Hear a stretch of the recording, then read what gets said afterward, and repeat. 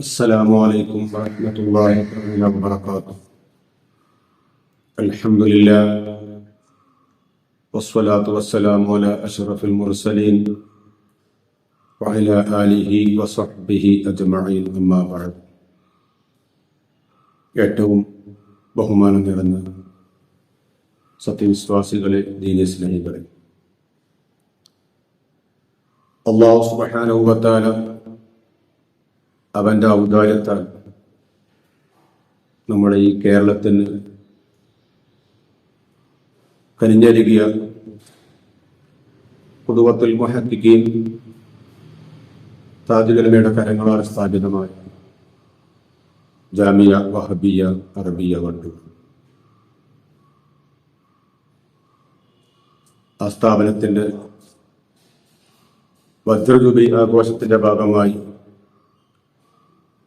ഒരു വർഷം നീണ്ടു നിൽക്കുന്ന ബഹുമുഖ പരിപാടികൾ നടത്തപ്പെടുന്നത്. അതിൻ്റെ ഭാഗമായി നടത്തപ്പെടുന്ന ഇസ്ലാമിക 60 ഓൺലൈൻ പ്രഭാഷണങ്ങളുടെ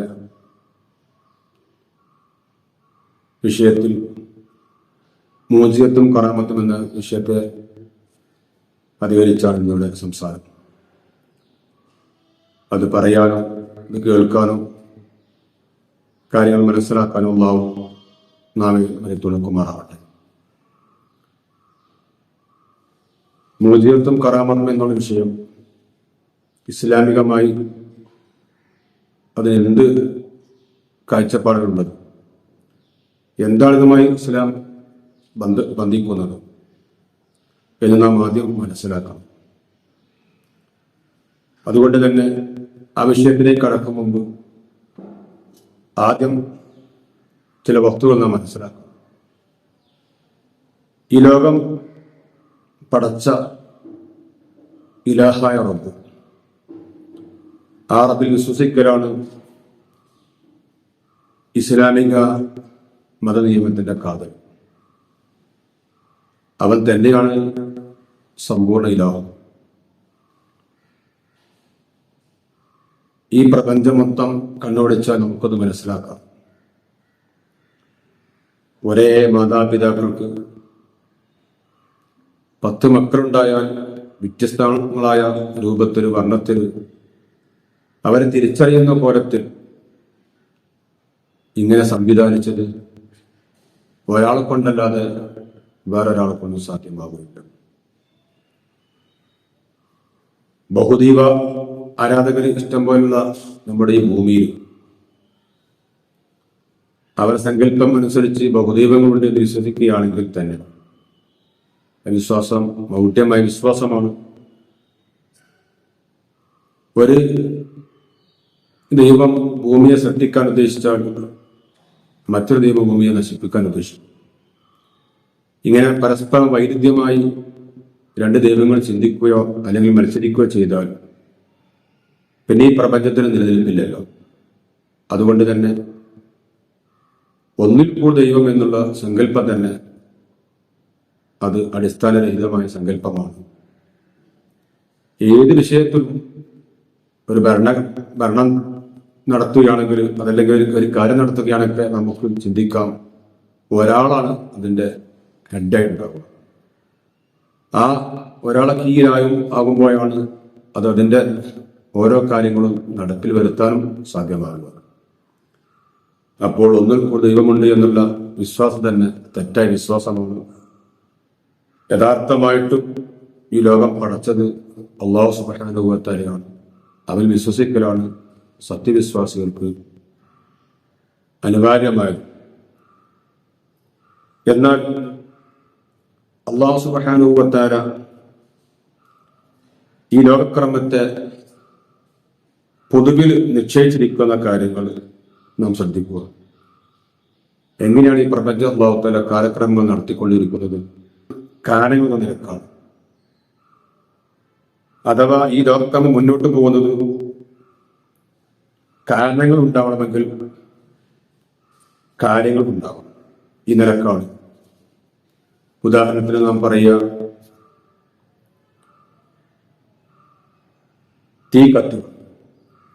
തീ കത്തിയാലാണ് ചൂടുണ്ടാകുന്നത്. കത്തി കൊണ്ട് നാം മുറിക്കുക. മൂർച്ചയുള്ള കത്തി കൊണ്ട് മുറിച്ചാലാണ് ആ വസ്തു മുറിയുക. അതുപോലെ തന്നെ ചില മരുന്നുകളും രോഗം ഭേദപ്പെടും. ആ മരുന്നുകൾ ഉപയോഗിച്ചാലാണ് രോഗങ്ങൾ മാറുക. അതുപോലെ തന്നെ പ്രത്യുൽപാദനം നടന്നാലാണ് ഇവിടെ തലമുറകൾ വരിക. ഇങ്ങനെ അല്ലാഹു സുബ്ഹാനഹു വ തആല ഈ പ്രപഞ്ചത്തിന്റെ കാലക്രമത്തെ നിശ്ചയിച്ചിരിക്കുകയാണ്. ഇത് നിശ്ചയിച്ചത് ഒന്നിൽ കൂടുതൽ ദൈവങ്ങൾക്ക് സാധ്യമല്ല. ഒരാൾ നിശ്ചയിക്കുമ്പോഴാണ് അത് അതിൻ്റെ നിലക്ക് മുന്നോട്ട് പോവുകയുള്ളൂ. ഇതെല്ലാം അവന്റെ വേണ്ടുക കൊണ്ടാണ് ഉണ്ടാകുന്നതെന്നും അവൻ തന്നെയാണ് ഇതിന്റെ നിയന്താവൻ വിശ്വസിക്കലാണ് ഒരു സത്യവിശ്വാസികളെടുത്തോളം കരണീയമായത്.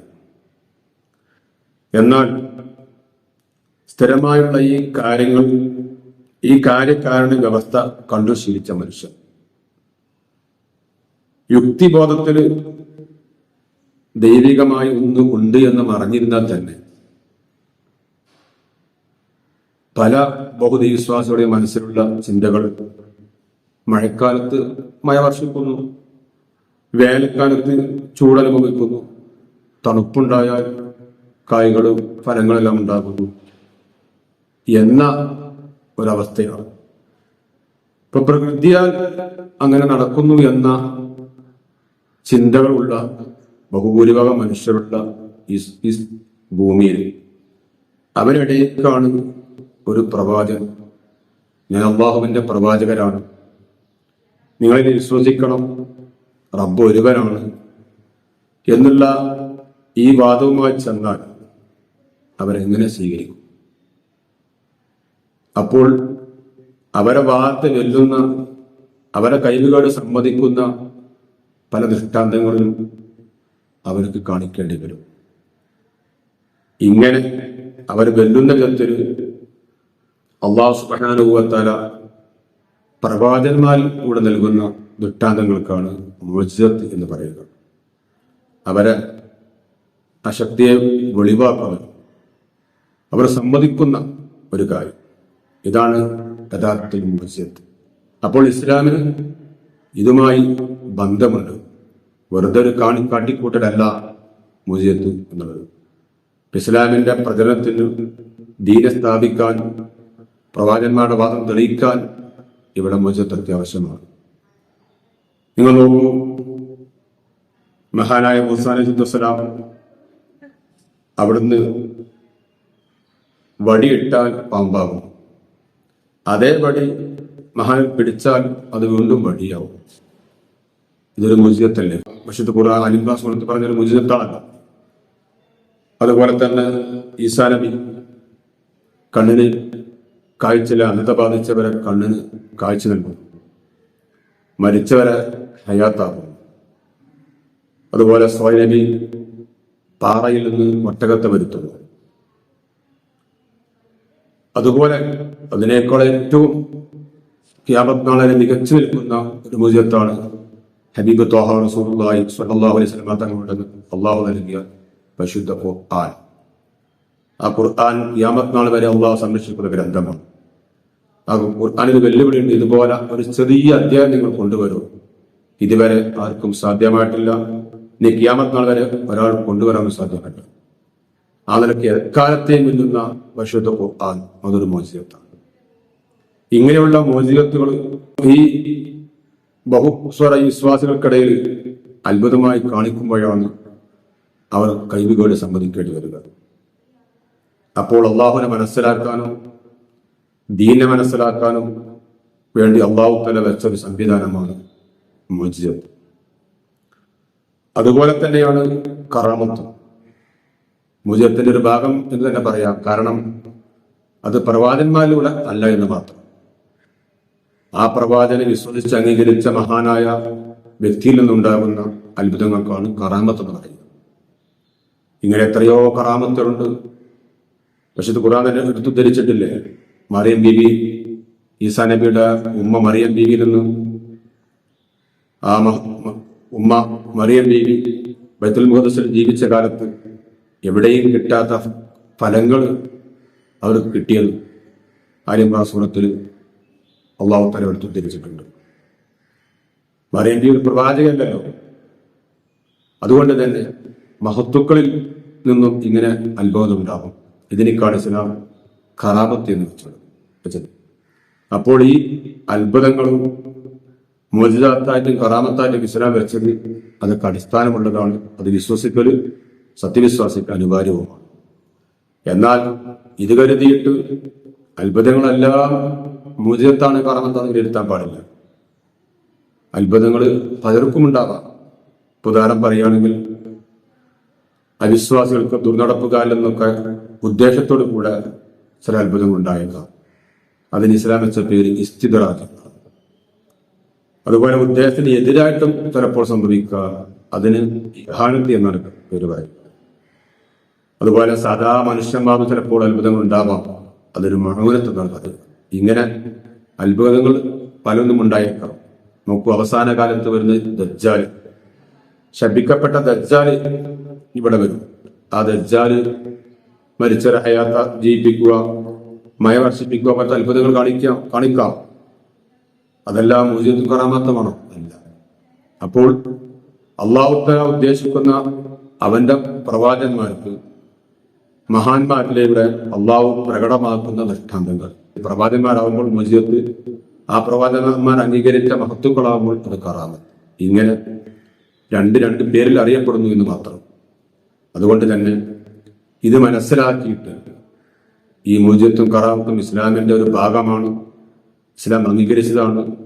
അതുകൊണ്ടാണ് അള്ളാഹുവിനെ മനസ്സിലാക്കുക, ദീനെ മനസ്സിലാക്കാൻ അള്ളാഹു നൽകിയ ഒരു രൂപം എന്ന് നാം ഇവർ മനസ്സിലാക്കണം എന്ന് മാത്രം പറഞ്ഞുകൊണ്ട് ഈ വിഷയത്തെ കൂടുതൽ പഠിക്കാനും അതനുസരിച്ച് അള്ളാഹുവിലേക്ക് അടുക്കാനും ഈ ജാമിയ വഹബിയ ഒരുക്കിയ ഈ പ്രഭാഷണം ഉപകരിക്കുമാറാവട്ടെ എന്ന് മാത്രം പറഞ്ഞുകൊണ്ട് വാഹന അൽഹംദുലില്ലാഹി റബ്ബിൽ ആലമീൻ. അസ്സലാമു അലൈക്കും വറഹ്മത്തുള്ളാഹി.